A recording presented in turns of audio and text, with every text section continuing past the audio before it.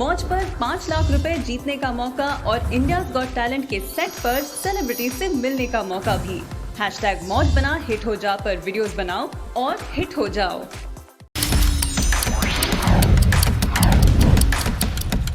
नमस्कार, one India Hindi में आपका स्वागत है और मैं हूं आपके साथ विवेक। पश्चिम बंगाल में बीरभूम हिंसा मामले में आज मुख्यमंत्री ममता बनर्जी ने मृतकों के परिजनों से मुलाकात की। बता दें कि मंगलवार को पश्चिम बंगाल के बीरभूम जिले में तृणमूल कांग्रेस के एक नेता की हत्या के बाद भड़की हिंसा में 8 लोगों को जिंदा जला दिया गया था, जिसके बाद ममता बनर्जी ने हिंसाग्रस्त इलाके का दौरा किया और इस हिंसा में मारे गए मृतकों के परिवार से मिलने के बाद 5-5 लाख रुपए का चेक भी सौंपा। साथ ही ममता बनर्जी ने उनके घरों के पुनर्निर्माण के लिए 2 लाख रुपए की वित्तीय सहायता की बात भी कही। बता दें कि इस हिंसा ने इन सभी के घरों को नुकसान पहुंचाया था और आग के हवाले भी कर दिया गया था। वहीं इस आग में मरने वाले 10 लोगों के परिवारों को नौकरी भी दी जाएगी। इतना ही नहीं, इस मामले में ममता बनर्जी ने कड़ी कार्रवाई का भरोसा भी दिया है।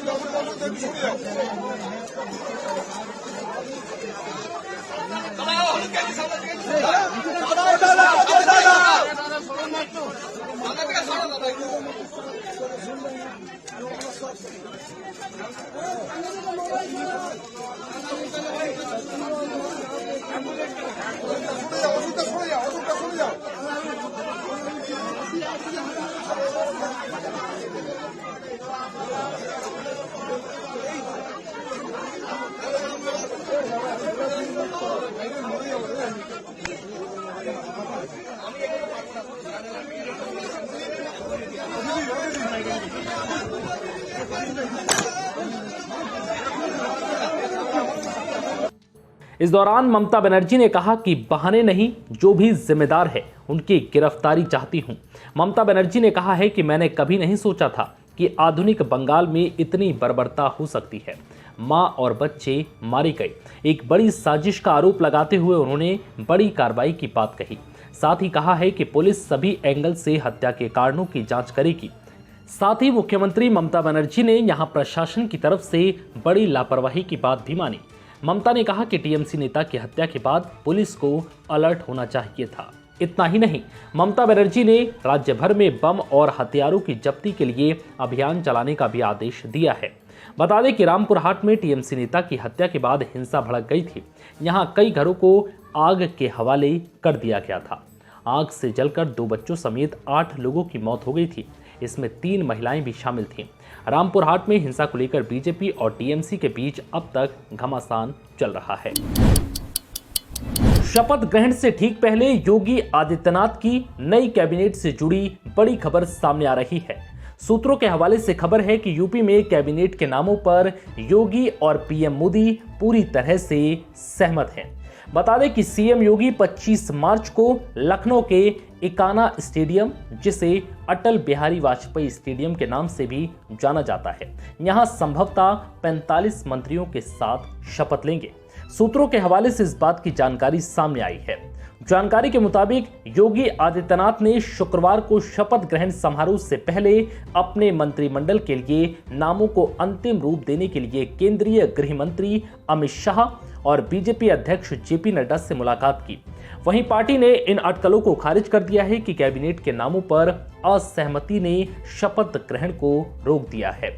सूत्रों ने कहा है कि योगी आदित्यनाथ और प्रधानमंत्री नरेंद्र मोदी कैबिनेट के नामों पर पूरी तरह से सहमत हैं।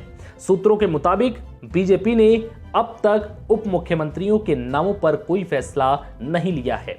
ये अभी भी स्पष्ट नहीं है कि क्या मौजूदा पद पर केशव प्रसाद मौर्य और दिनेश शर्मा बने रहेंगे।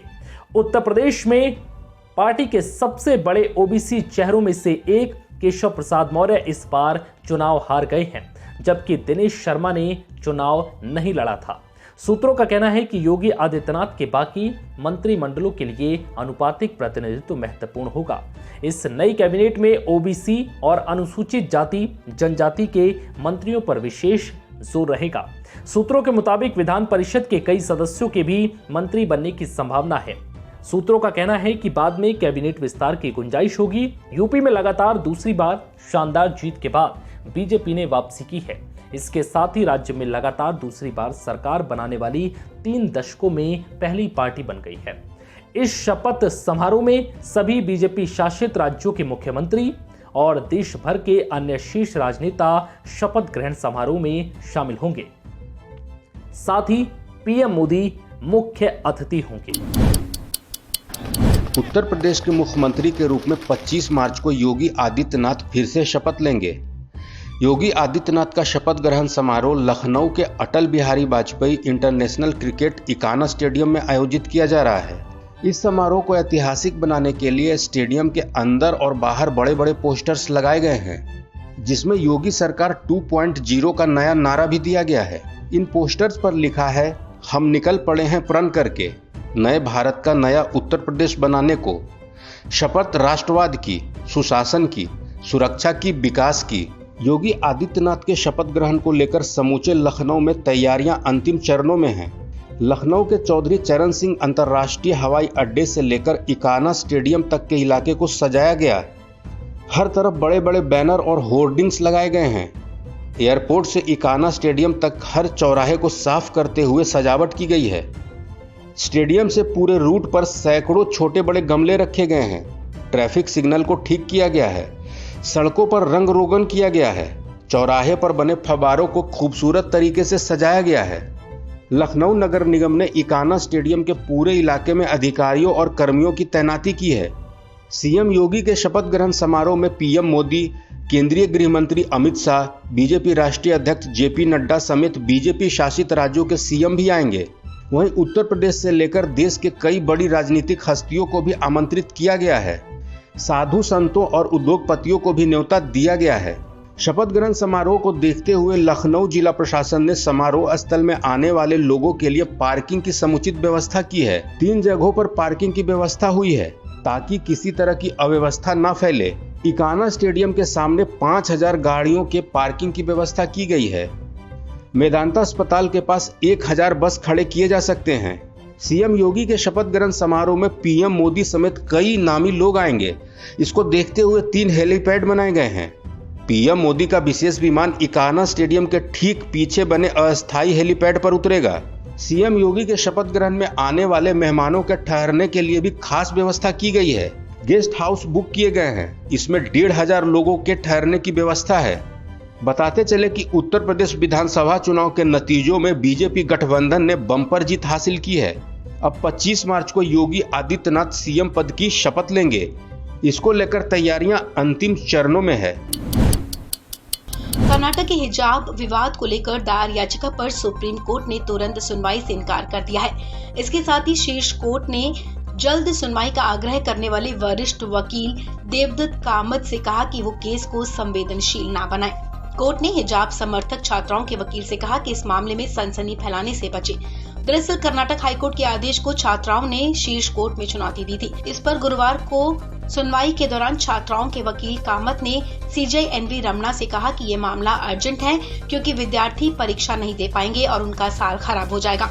इस पर जस्टिस रमना ने कहा कि इस मामले का परीक्षाओं से कोई लेना देना नहीं है, मामले को संवेदनशील न बनाए।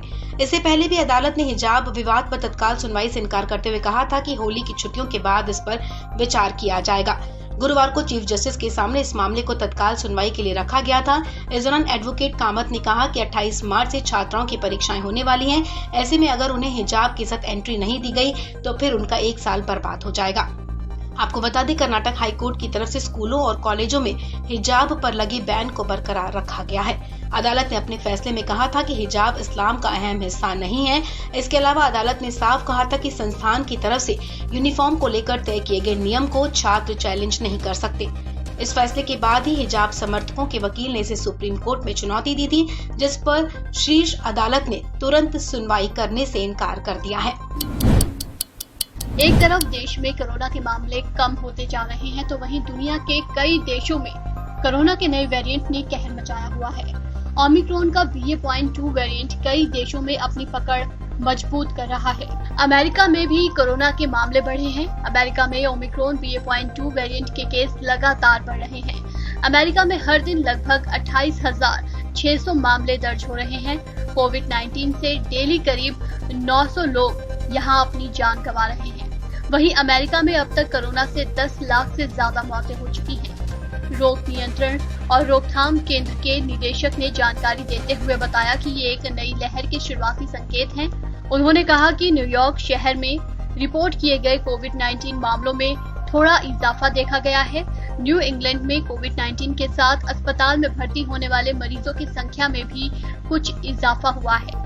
आशंका जताई जा रही है कि जिस तरह से नए मामलों की संख्या बढ़ रही है, चौथी लहर कभी भी आ सकती है। इस सब वेरिएंट BA.2 ने हर किसी को चिंता में डाल दिया है। हालांकि BA.2 ओमिक्रॉन सब वेरिएंट के बारे में कहा जा रहा है कि BA.2 ओमिक्रॉन की तुलना में 60% ज्यादा संक्रामक है, लेकिन ये ज्यादा गंभीर नहीं है। विश्व स्वास्थ्य संगठन के मुताबिक ओमिक्रॉन के 5 सब वेरिएंट हैं, जिसमें BA.2 काफी संक्रामक है।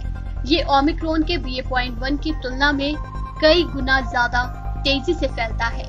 इसलिए विश्व स्वास्थ्य संगठन ने चेतावनी दी है कि कोरोना के बढ़ते मामले सिर्फ चीन या यूरोप तक ही सीमित नहीं रह सकते, क्योंकि BA.2 पहले से कई देशों में मौजूद है।